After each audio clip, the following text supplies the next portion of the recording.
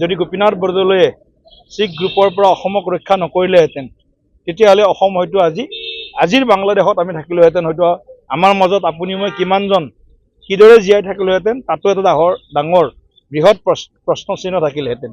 গতিকে গোপীনাথ বৰদলৈ ডাঙৰীয়াৰ কথা স্মৰণ কৰিছে, আমাৰ প্ৰিয় শিল্পী প্ৰয়াত জুবিন গাৰ্গক স্মৰণ কৰিছে। গতিকে এনেধৰণে ভূপেন দাক স্মৰণ কৰিছে, জ্যোতি প্ৰসাদ আগৰৱালা, বিষ্ণু প্ৰসাদ ৰাভাক স্মৰণ কৰিছে। গতিকে এনেধৰণৰ ইয়াৰ পূৰ্বে কোনো প্ৰধানমন্ত্ৰীয়ে হওক, গৃহমন্ত্ৰীয়ে হওক, এইদৰে অসমৰ বৈভৱসকল, অসমৰ গৌৰৱসকল, অসমৰ স্বাভিমান, অসমৰ কৃষ্টি সংস্কৃতি পথাৰখনক যিসকলে জিলিকাই তুলি গৈছিল সেইসকলৰ গুণগান কৰা হয়তো আমি তেনেকুৱা কোনো প্ৰধানমন্ত্ৰী হওক, গৃহমন্ত্ৰী হওক আমি আমাৰ জীৱনত দেখা পোৱা নাছিলোঁ। কিছু বিলম্ব হোৱাৰ পিছতো আদৰণীয় গৃহমন্ত্ৰী ডাঙৰীয়াই আটাইকেইটা নিৰ্ধাৰিত কাৰ্যসূচী সময়ত সম্পূৰ্ণ কৰি গ'ল। আৰু আমি সকলোৱে জানো যে আমাৰ কৃষ্টি সংস্কৃতি সভ্যতাৰ পীঠস্থান শ্ৰী শ্ৰী শংকৰদেৱ গুৰুজনাৰ পবিত্ৰ যি জন্মস্থান বৰদোৱা থানৰ যি ভব্য প্ৰকল্প, সেই প্ৰকল্প আজি ৰাইজৰ নামত উৎসৰ্গা কৰিলে। তাৰপিছতে তেখেতে আমাৰ 860গৰাকী শ্বহীদৰ স্মৃতিত নিৰ্মিত শ্বহীদ স্মাৰক ক্ষেত্ৰত তেখেতে শ্ৰদ্ধাঞ্জলি জ্ঞাপন কৰিলে। তাৰপিছতে আমাৰ পুলিচ কমিশ্যনাৰেটৰ কাৰ্যালয় আৰু গুৱাহাটী চিটি স্মাৰ্ট প্ৰজেক্ট যিটো আছিলে এই প্ৰজেক্টটো উদ্বোধন কৰিলে। তাৰপিছত জ্যোতি বিষ্ণু আন্তৰ্জাতিক যি আমাৰ কলা কেন্দ্ৰ সেইটো তেখেতে উদ্বোধন কৰি গ'ল।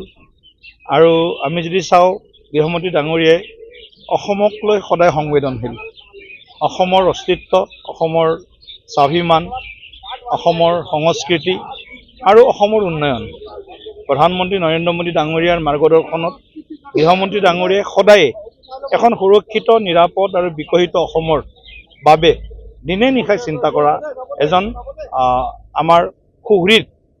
গতিকে সুহৃদজন যেতিয়া আহে, প্ৰধানমন্ত্ৰী ডাঙৰীয়াই হওক, গৃহমন্ত্ৰী ডাঙৰীয়াই হওক, আমি সকলোৱে উৎসাহ পাওঁ, উদ্দীপনা পাওঁ, সাহস পাওঁ।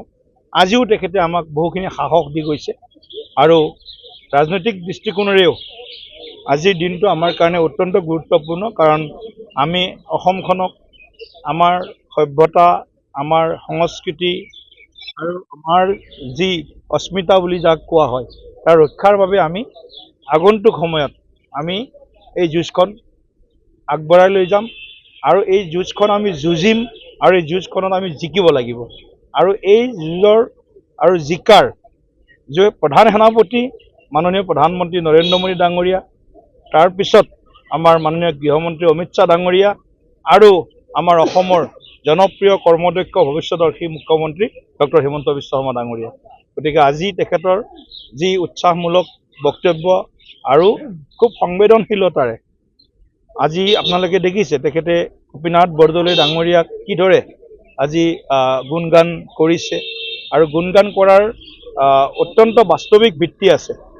যদি গোপীনাথ বৰদলৈয়ে শিখ গ্ৰুপৰ পৰা অসমক ৰক্ষা নকৰিলেহেঁতেন তেতিয়াহ'লে অসম হয়তো আজিৰ বাংলাদেশত আমি থাকিলোহেঁতেন। হয়তো আমাৰ মাজত আপুনি মই কিমানজন কিদৰে জীয়াই থাকিলোহেঁতেন তাতো এটা ডাঙৰ বৃহৎ প্ৰশ্ন চিহ্ন থাকিলহেঁতেন।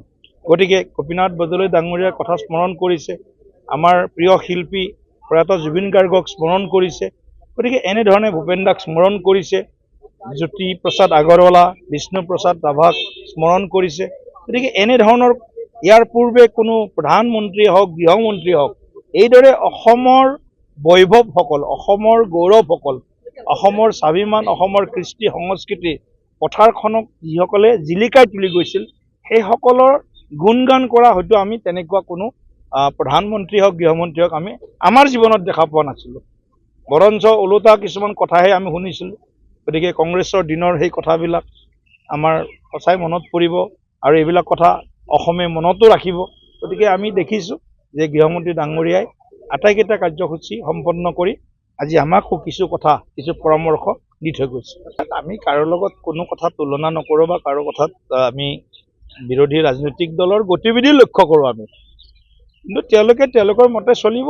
আমি আমাৰ যি লক্ষ্য, প্ৰতিদিনৰ লক্ষ্য, 100 দিনৰ লক্ষ্য, সেই অনুসৰি আমি আগবাঢ়ি গৈ আছোঁ আৰু উন্নয়ন বা বিকাশৰ যিটো যাত্ৰা সেইটো স্তব্ধ নোহোৱাকৈ শান্তিপূৰ্ণ এক পৰিৱেশত সকলোৰে সহযোগিতাত সকলোকে আস্থাত লৈ বিকাশত বিশ্বাসত লৈ আমি আমাৰ কামখিনি কৰিছোঁ আৰু সংগঠন হিচাপে ভাৰতীয় জনতা পাৰ্টীয়ে সদা জাগ্ৰত জীৱন্ত এক ৰাজনৈতিক সংগঠন গতিকে আমি আমাৰ কাম বুথ পৰ্যায়লৈকে আমি শক্তিশালীভাৱে আগবঢ়াই লৈ গৈ আছোঁ।